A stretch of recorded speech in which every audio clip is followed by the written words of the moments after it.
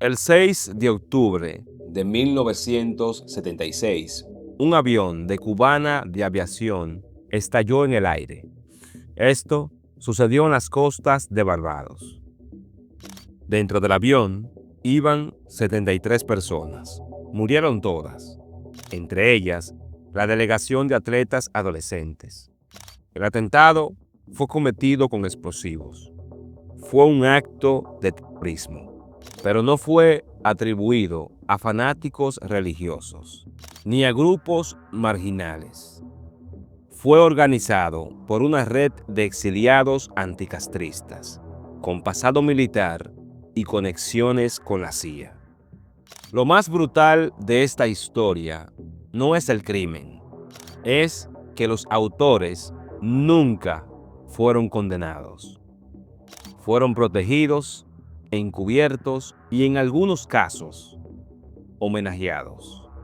Esta es la historia del avión que nunca aterrizó, de 73 vidas convertidas en mensaje político y de un terrorismo que nunca se llamó por su nombre. En los años 70, Cuba resistía. Llevaba más de una década bajo el bloqueo, enfrentando intentos de invasión, complots, atentados. Había roto con Estados Unidos y se había alineado con la Unión Soviética.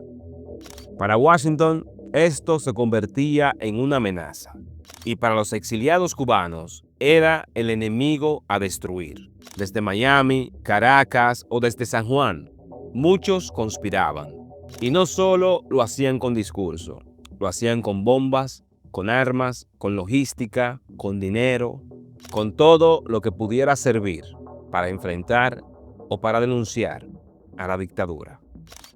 La Coordinación de Organizaciones Revolucionarias Unidas fue creada en 1976 como un frente de guerra anticastrista.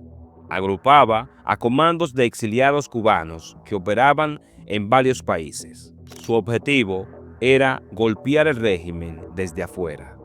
Entre sus líderes estaban Luis Posada Carriles y Orlando Bosch, ambos con pasado militar, ambos entrenados por la CIA, ambos con experiencia de sabotaje y explosivos.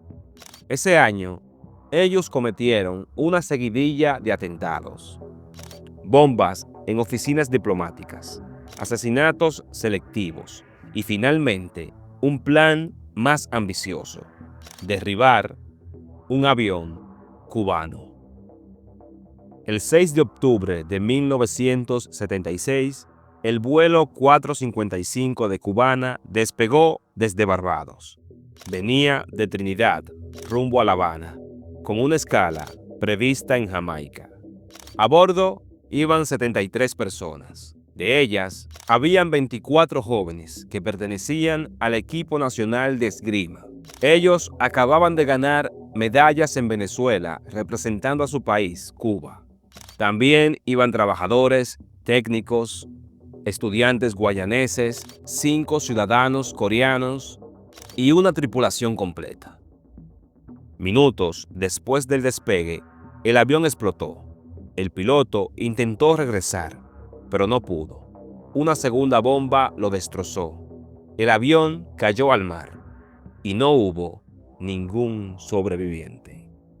2 hombres bajaron del avión antes de la última escala: Hernán Ricardo y Freddy Lugo. Ambos fueron detenidos en Trinidad y Tobago y rápidamente confesaron. Dijeron que habían colocado las bombas en el baño y que trabajaban para Luis Posada Carriles, que ellos habían recibido dinero y que sabían que el avión caería. Las pruebas eran contundentes. Los autores materiales estaban identificados y los intelectuales también. Posada y Bosch estaban en Caracas.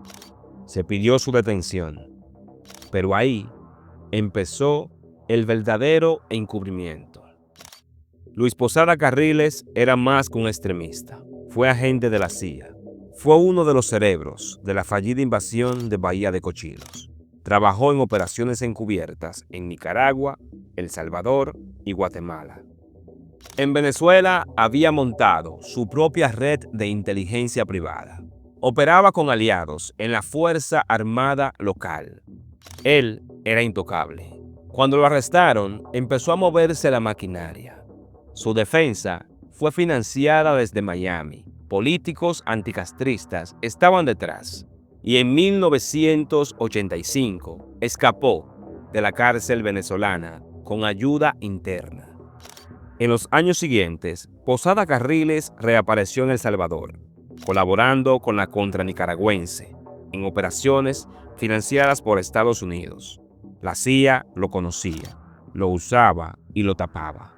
En 2005, Posada entró ilegalmente a Estados Unidos. Cuba y Venezuela pidieron su extradición, pero el gobierno de Bush se negó, argumentando que podía ser torturado en Caracas.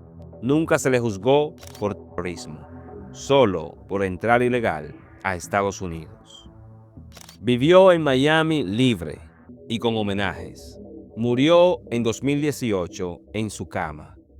Este atentado acabó con la vida de 73 personas, entre ellas 24 atletas adolescentes que regresaban con sus primeras medallas, 11 guayaneses, muchos de ellos estudiantes que iban a La Habana a formarse como médicos, 5 norcoreanos, parte de una delegación técnica. La tripulación completa, con años de experiencia y familia destruidas. Ninguno tenía vínculo militar, ninguno estaba armado y ninguno sabía que era un blanco. Décadas después, documentos desclasificados de la CIA y el FBI revelaron lo que ya se sabía. El 5 de octubre de 1976, un memo del FBI reportó: fuentes confiables indican que un avión cubano será atacado. Otro informe de la CIA decía: Coru está planeando un atentado contra una aeronave cubana. Lo que demuestra que lo sabían, no lo impidieron y luego lo ocultaron. Luis Posada Carriles y Orlando Bosch fueron defendidos públicamente por congresistas estadounidenses: Ileana Roche, Lincoln Díaz, Dana Rohrabacher, entre otros. Los consideraban luchadores por la libertad. El fiscal general de Estados Unidos se negó a procesarlos por terrorismo. En 1990, el presidente George Bush indultó a Orlando Bosch. Él estaba detenido por otros atentados. Y es que los asesinos eran útiles y los mártires ya estaban muertos.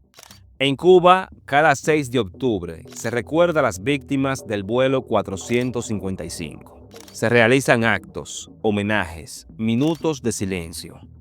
Esto se enseña en las escuelas, es parte de la memoria colectiva. Pero fuera de la isla, el caso fue silenciado. Los grandes medios apenas lo mencionaron. Esto nunca fue titular mundial. Nunca se armó una causa global. Y es que las bombas, cuando sirven para armar un relato, no hacen ruido. Carlos Leiva González, con solo 17 años, un espadachín, murió con su medalla colgada al cuello. Ann Nelson, joven guayanesa, becada para estudiar medicina en Cuba, era la primera universitaria de su familia. Margarita Álvarez, tripulante, madre de 2 hijos, con 20 años de vuelo. Park Seo, técnico coreano, venía a instalar una planta de comunicaciones. Esas eran personas, no banderas. La historia oficial habla de terrorismo cuando les conviene, cuando el enemigo es útil, cuando el relato lo necesita.